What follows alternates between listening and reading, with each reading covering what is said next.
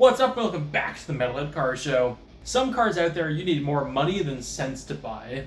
Whether the car is awesome but the price tag is just way too much, or the car is generally a piece of crap, some cars are being charged for insane amounts of money. So today we're going to look into 5 cars I believe you need more money than sense to actually buy. Let's get right into it.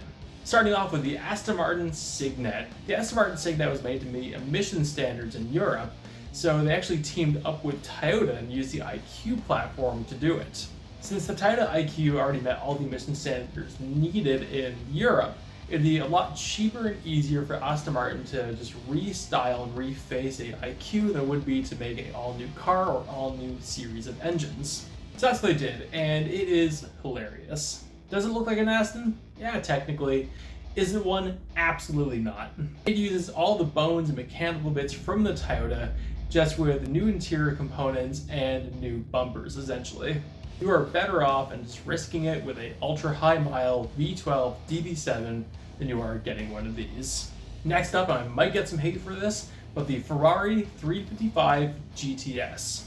Why are these things over $300,000? A friend of mine pointed this out to me the other day, and why? What makes the GTS special is that it's a target top, and the GTS sold, I think it's about 2,600 cars, making it the rarest form of road legal 355 Ferrari you can get.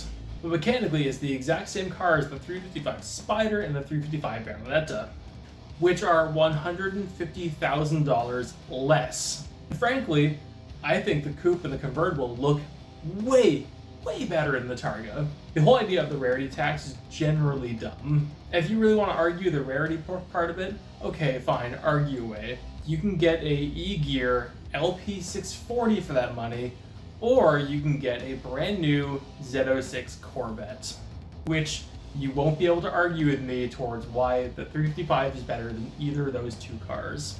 Next up, the Barabbas Smart car. There's a couple of these in the city I live in, and I'm always generally confused towards who bought these when they're new. When Barabbas first announced they'd be working with Smart Car, they showed off this. And it was using a twin-turbo V6 that made a pile of power over that chassis, and it was generally very cool.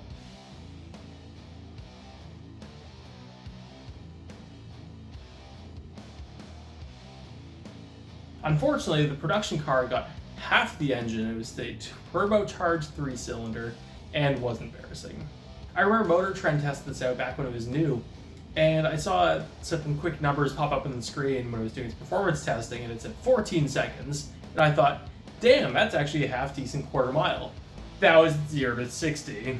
You're to spend all this money on a car that is still generally slow, and it's not like, well, it's slow, but look at this classic design. Nah, it still looks like a smart car. And I want to know, like, who's buying these on the used market?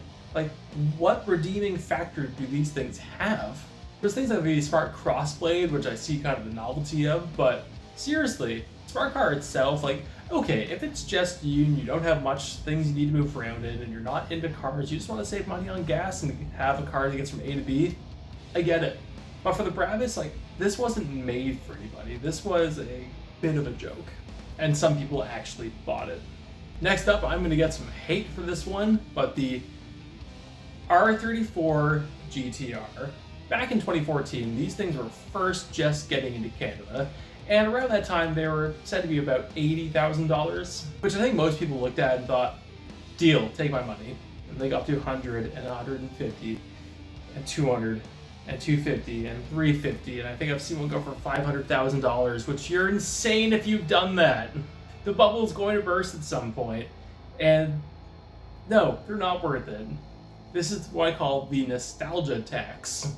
You loved them when you were growing up, and now you're willing to pay whatever people are asking and some for it. They're not as fast as the GTR. They're actually not as fast as a lot of cars, stock. And despite I think they look super cool, they're not the coolest or the prettiest car around. Now, if this car was like $120,000, it wouldn't be on the list, I wouldn't be whining about it, and I'd still have some sort of goal of buying one day.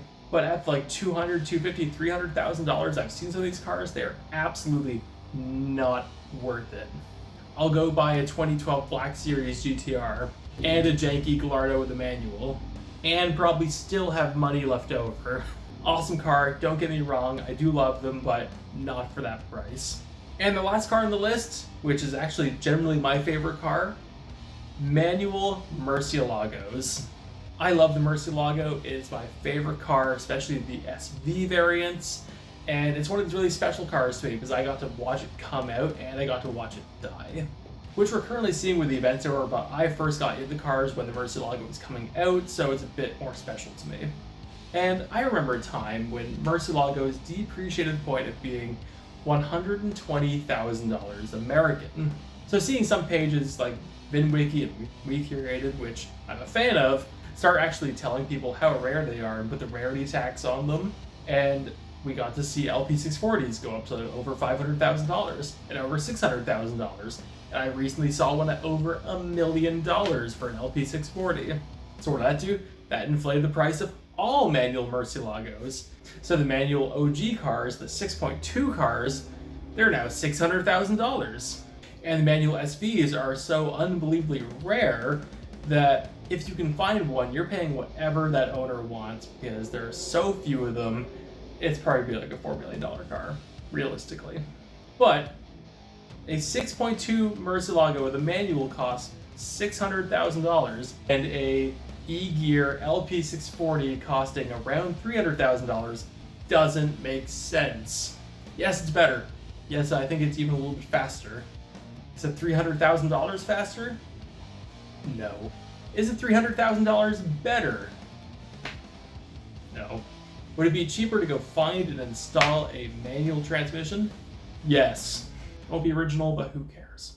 Well, we know what cars require more money than sense to buy. What did I forget? What's on your list? And do you agree with anything I had to say? Let me know in the comments. Thank you all so much for watching. Like, subscribe if you enjoyed, if you've seen. I post on Tuesday, Friday, and Sunday, and I'll see you later.